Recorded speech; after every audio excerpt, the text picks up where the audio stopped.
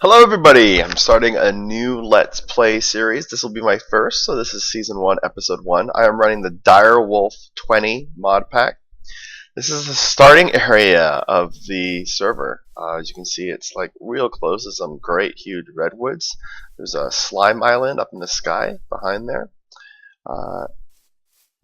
And then I have settled, if you take a look at the map, I've settled start areas around here, right near a village, and I've decided to settle in the northwest. And what I'm going to do is take you on a tour of what I did during my first game session. For my first game session, I decided, so I have a couple feelings about playing Minecraft, and one of them is that I don't like what Quarries does to my game. I mean, it's fine sometimes, but this time I wanted a different experience, so I've decided not to make any quarries. And the reason is because it forces me to actually go out into the world and explore. So we'll be using the dw20 pack, but we're going to have a no quarries rule. And that'll cause me to actually go out and mine, and that's fine because I love Tinker's Construct and I love going out and mining. So last night I built a smeltery. I have an enormous amount of materials to process. I've already decided what I'm going to make my main base out of. I created this hut very early on the first night. Just ran out, punched some wood.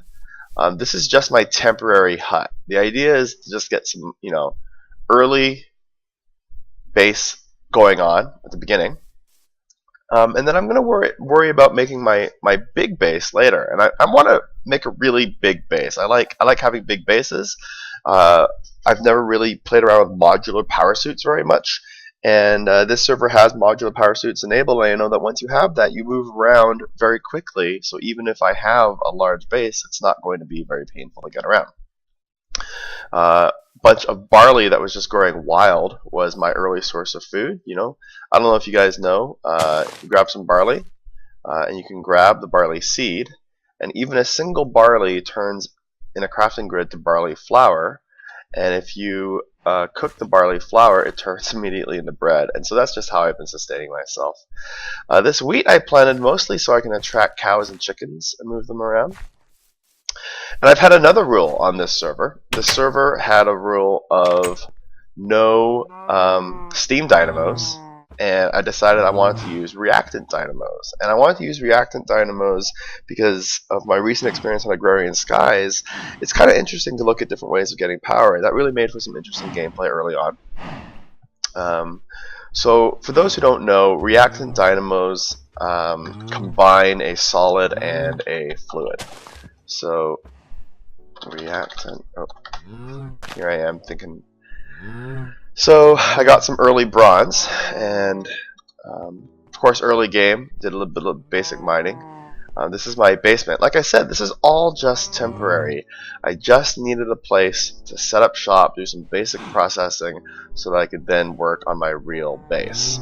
I have a igneous extruder feeding into a pulverizer, which is generating me sand and gravel. I like to just have lots of those materials on hand. My experience in Agrarian Skies kind of taught me how nice it is. If it's worth doing, it's worth automating, and once it's automated, you can have infinite sand and gravel. I know that's very opposite to my whole quarries philosophy. I guess I'm just kind of in between, making some arbitrary rules just to go down a different path. I mean, if you don't make yourself, I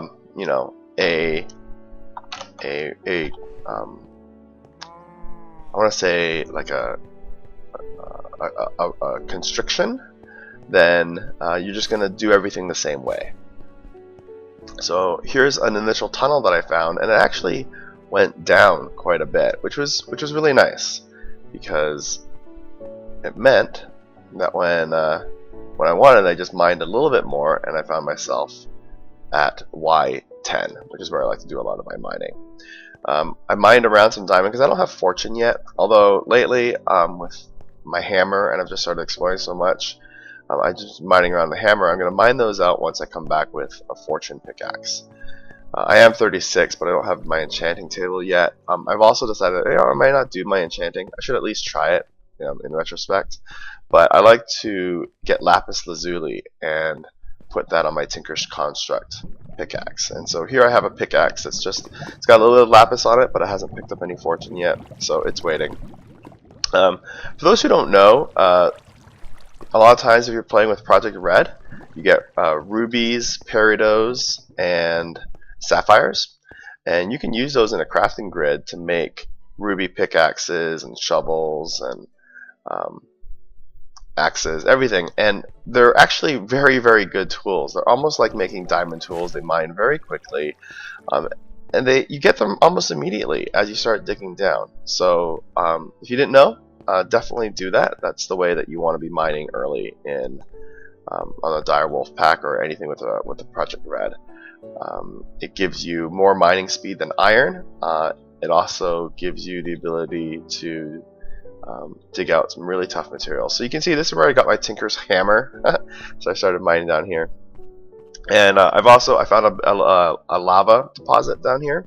I don't have a good way to move the lava up to the surface yet, so I could hear it. You can hear it from here. You can see there's some water. So I made myself this staircase that comes up here, and here's an open blocks tank that I made, and a little buildcraft pump. So I've been using the buildcraft pump. This whole thing here was filled with lava, and now the lava is just getting pumped into this tank. And whenever I come down here and need some more lava, I don't have it with me now, but I drop my portable tank right here, flip on the switch, fill it up, and off we go. So I've got lava for days, which is great. And then as soon as this starts to empty out a little bit, then I'm going to move on to pump this one out here, and then we'll be able to mine out. Gold has been my biggest limitation, although recently I think I have enough gold at this point, since you use them for the reception coils and you use them for the machine frames. Alright, so this is my the mining shaft that I've been using. Let's make our way back up to the surface.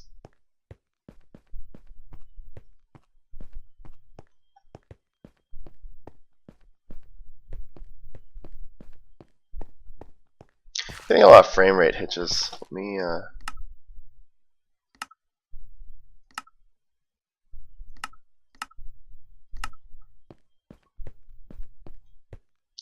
think my computer can't quite handle everything while running the video recording software as well. So this is the basics of the base that I set up. So like I said, I'm trying to avoid any steam dynamos, which actually made the early game very interesting. And what I used for power, here, let me sleep.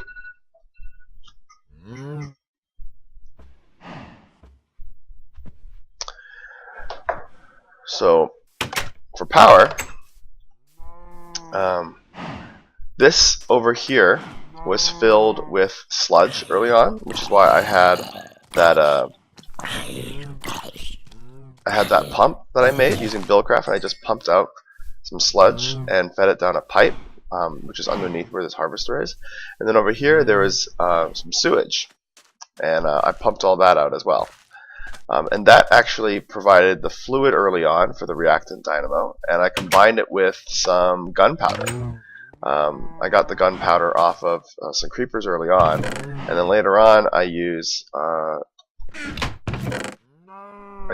some pulverized coal, some saltpeter, and some sulfur together in a crafting grid to make gunpowder. And gunpowder provides just an enormous amount of RF once you get it going. But what was really interesting is once the sewage and the sludge from those two pits initially ran out, then I needed more. And that's where the sugarcane farm and these cows come in. So I don't have that many cows, but once I got a sewer here, they produce just a ridiculous amount of sewage. I'm really surprised at just how much sewage they produce. And over here, the sugarcane farm is running. This is actually the slow part of the operation. I might need to increase the size and density of this sugarcane farm because it's not producing enough for me. I have a sprinkler running on it, but it's just not doing the job. this harvester is running. You can see initially I thought I could power my dynamos off of the sludge, but harvesters just don't produce enough sludge to be worth it. So I'm going to have to find a different use for that sludge. It is being powered down, and then this fluid duct is going nowhere. But what happens is the sugar cane comes back into this chest, and then we go down into my basement.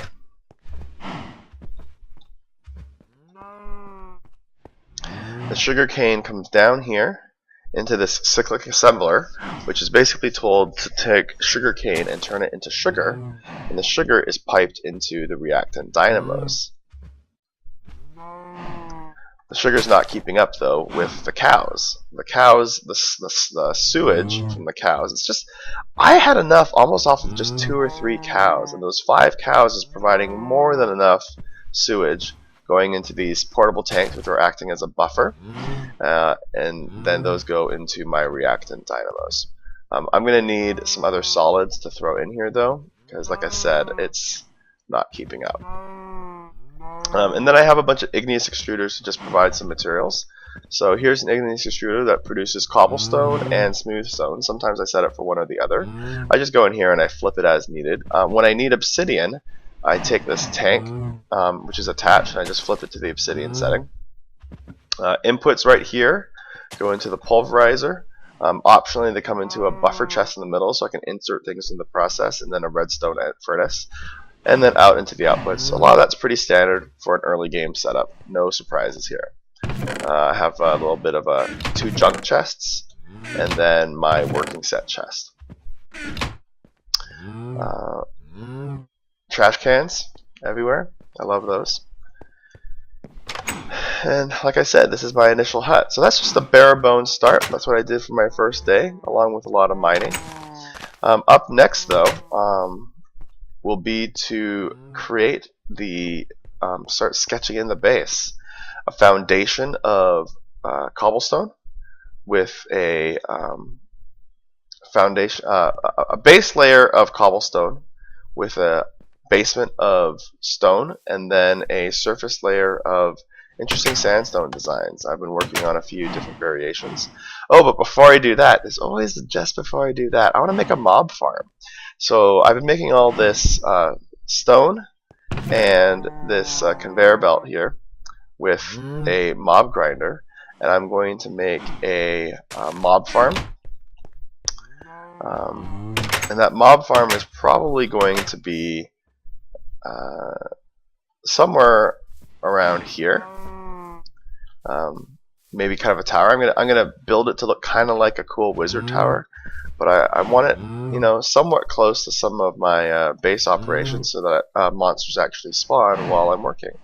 So I think that'll be kind of cool, and that should provide an enormous amount of power for my base.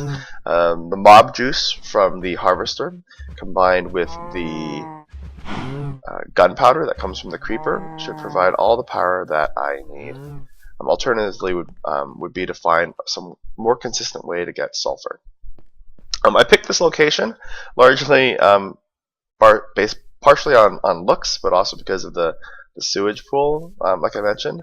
But it's kind of cool. It's a cool setting. It's really flat. I'm going to make a big flat base today.